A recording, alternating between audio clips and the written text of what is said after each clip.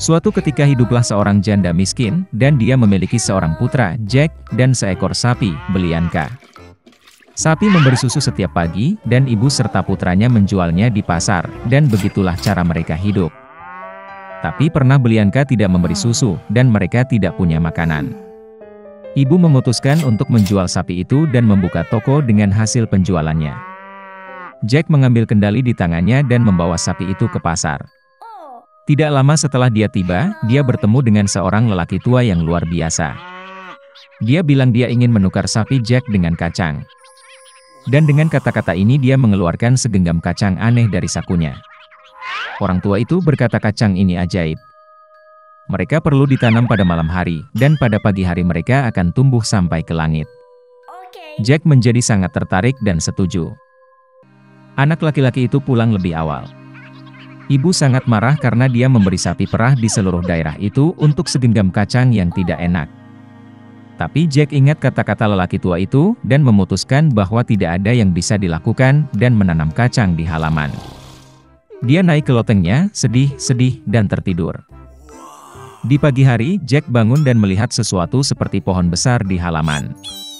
Dan ternyata, buncisnya bertunas, dan batangnya yang besar terus tumbuh ke atas hingga tumbuh sampai ke langit. Jack melompat ke batang dan memanjat seperti tangga. Dia memanjat dan memanjat dan memanjat dan memanjat, sampai akhirnya dia mencapai langit. Di sana dia melihat jalan yang panjang dan lebar yang membawanya ke sebuah kastil besar. Jack pergi ke gerbangnya dan mengetuk. Gerbang terbuka, dan seorang wanita jangkung berdiri di ambang pintu. Dengan gagap ketakutan, anak laki-laki itu meminta sesuatu untuk sarapan. Raksasa wanita itu membiarkannya masuk, tetapi memperingatkannya untuk tidak menarik perhatian suaminya, karena dia kanibal. Dia membawa Jack ke dapur. Tetapi sebelum dia sempat makan setengah dari sarapannya, tiba-tiba seluruh rumah terguncang karena langkah seseorang. Anak laki-laki itu tidak terkejut, dan langsung melompat ke dalam tungku. Dan pada saat itu juga kanibal memasuki ruangan. Yah, dia sebesar gunung. Kanibal mengeluarkan 2 kantong emas dari peti besar dan duduk untuk menghitung koin. Dia menghitung dan menghitung, akhirnya mulai mengangguk dan mulai mendengkur. Kemudian Jack perlahan keluar dari oven, merangkak melewati kanibal, mengambil 1 kantong emas dan bergegas ke batang kacang. Dia melempar karung itu ke bawah, dan dia mulai menuruni batangnya semakin rendah, sampai akhirnya dia menemukan dirinya di rumahnya. Jack memberitahu ibunya semua yang terjadi padanya, dan menyerahkan sekantong emas padanya. Mereka mulai hidup dari uang yang ada di kantong. Namun akhirnya karung itu kosong, dan Jack memutuskan untuk mencoba peruntungannya sekali lagi di puncak pohon kacang. Suatu pagi yang cerah, dia bangun pagi dan memanjat pohon kacang. Istri pemakan pria itu berdiri di ambang kastil besar. Dia berkata bahwa dia tidak akan mengizinkannya masuk, karena terakhir kali suaminya kehilangan sekantong emas. Tapi bagaimanapun juga, dia merasa kasihan pada bocah malang itu, dan membiarkannya masuk ke kastil. Tiba-tiba langkah kaki raksasa terdengar, dan Jack kembali bersembunyi di tungku. Kanibal masuk dan menyuruh istrinya untuk membawa ayam betina yang bertelur emas. Raksasa wanita membawanya, dan Ogre memerintahkan ayam untuk bertelur, dan dia meletakkan telur emas. Raksasa yang senang itu mulai mengangguk dan mendengkur. Kemudian Jack keluar dari oven, mengambil ayam emas dan bergegas ke pohon kacang. Anak laki-laki itu kembali ke rumah. Dia menunjukkan kepada ibunya seekor ayam yang enak, dan mereka mulai hidup menjual telur emas. Tetapi segera bagi Jack, tampaknya ini tidak cukup. Dan ia kembali memutuskan untuk mencoba peruntungannya di pucuk buncis. Kali ini bocah itu naik ke kastil melalui jendela. Dia melompat ke kuali tembaga dan bersembunyi. Kanibal dan istrinya memasuki ruangan. Raksasa itu mencium bau bocah itu, dan mereka bergegas mencarinya di dalam oven.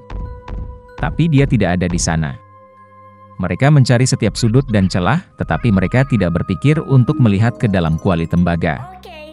Putus asa untuk mencari, Ogre memerintahkan istrinya untuk membawa harpa emas dan meletakkannya di atas meja. Kanibal mendengkur karena suaranya yang indah. Kemudian Jack diam-diam keluar dari kuali, meraih harpa emas dan bergegas ke pintu. Tapi harpa bermain dengan keras dan membangunkan kanibal. Jack berlari cepat, melompat ke pohon kacang, dan raksasa itu mengejar. Jack pergi ke rumahnya dan berteriak kepada ibunya untuk membawa kapak. Sang ibu berlari keluar dengan kapak di tangannya. Anak laki-laki itu mengambil kapak dan mulai memotong pohon kacang. Raksasa itu merasakan batangnya berayun dengan keras dan berhenti. Kemudian Jack memukul lagi dengan kapak dan memotong pohon kacang. Itu bergoyang dan roboh, dan ogre itu jatuh ke tanah dan jatuh. Sejak hari itu, Jack dan ibunya tidak pernah mengenal kemiskinan lagi. Tetapi anak laki-laki itu sangat menyesal karena keserakahan mereka hampir membayar dengan nyawa mereka. Dia berjanji bahwa dia tidak akan pernah mencuri lagi dan akan bekerja keras untuk kebaikan keluarga. Suatu ketika ada seorang tukang giling tua yang memiliki 3 putra. Ketika penggilingan mati, dia meninggalkan anak-anaknya penggilingan, keledai dan kucing. Yang tertua mendapatkan penggilingan, yang tengah mendapatkan keledai, dan yang termuda harus mengambil kucing. Kakak laki-laki itu menertawakannya, tetapi kucing itu berjanji bahwa dia akan membuat adik laki-lakinya kaya jika dia memberinya sepasang sepatu bot dan tas. Pemiliknya terkejut, tetapi memenuhi permintaan kucing itu. Kucing itu segera menarik sepatu botnya di kaki belakangnya, menuangkan gandum ke dalam karung, melemparkannya ke bahunya dan pergi berburu. Di hutan, dia membuka tas, melemparkannya ke tanah, dan menyembunyikan dirinya di semak-semak. Dia tidak perlu menunggu lama. Seekor kelinci yang penasaran berlari ke karung dan naik ke dalamnya untuk makan gandum. Dan kucing itu hanya menunggu itu. Dia melompat keluar dari semak-semak, mengencangkan karung, mengangkatnya di pundaknya, dan pergi ke istana kerajaan. Raja negeri itu adalah pencinta makanan enak. Kucing itu membungkuk dalam-dalam padanya, menyerahkan kelinci itu dan berkata bahwa itu adalah hadiah dari tuannya, Marquis de Carabas. Raja sangat terkejut dengan kejutan ini. Kucing itu membungkuk seperti bangsawan sejati dan pergi ke jalan. Keesokan harinya dia pergi berburu dengan karung itu lagi. Kali ini dia berhasil menangkap 2 ayam hutan gemuk. Raja sangat senang melihat hadiah menyenangkan lainnya. Selama beberapa minggu berturut-turut, kucing itu terus memakai ayam hutan dan kelinci untuk raja. Tapi dia tidak mengatakan apapun tentang ini kepada pemiliknya yang lapar dan kurus kering. Begitu kucing melihat seorang putri di istana, dia sangat cantik. Kucing itu menyadari bahwa dia akan menjadi istri yang luar biasa bagi tuannya. Maka raja akhirnya ingin bertemu dengan Marquis. Kucing itu menjawab bahwa mereka bisa menemukannya besok untuk berjalan-jalan di tempat pabrik berada. Dan dia sendiri berlari dengan kecepatan penuh ke penggilingan. Melihat pemiliknya, kucing itu berkata bahwa besok dia harus berenang di sungai, dan kemudian hidupnya akan berubah. Keesokan paginya, begitu dia masuk ke dalam air, kucing itu mengambil pakaiannya dan menyembunyikannya di semak-semak. Pada saat itu kereta kerajaan muncul di jalan. Kucing itu melompat ke jalan dan berteriak sekuat tenaga, "Selamatkan aku! Tolong! Marquis de Carabas sedang tenggelam." Mendengar ini, raja memerintahkan untuk menarik Marquis keluar dari air. Putra tukang giling menjadi sangat ketakutan ketika 2 penjaga mulai menyeretnya keluar dari sungai, tempat dia berjemur di air hangat. Raja memerintahkan untuk membawakannya pakaian sutranya.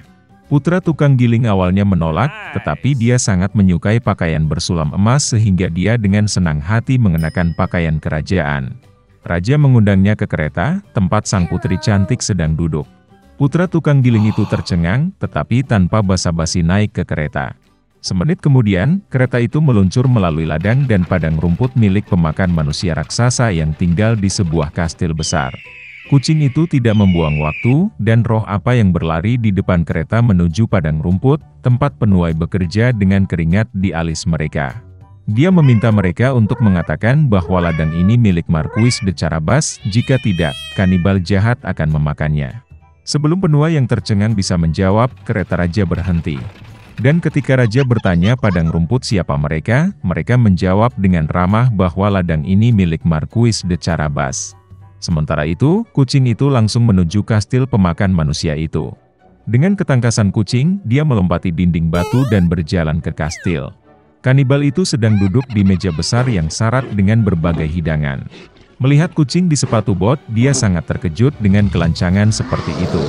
Kucing itu mulai menggoda raksasa itu, dan berkata bahwa dia tidak bisa berubah menjadi singa. Sebelum kucing itu sempat mengucapkan kata-kata ini, kanibal berubah menjadi singa besar dengan surai berbulu lebat.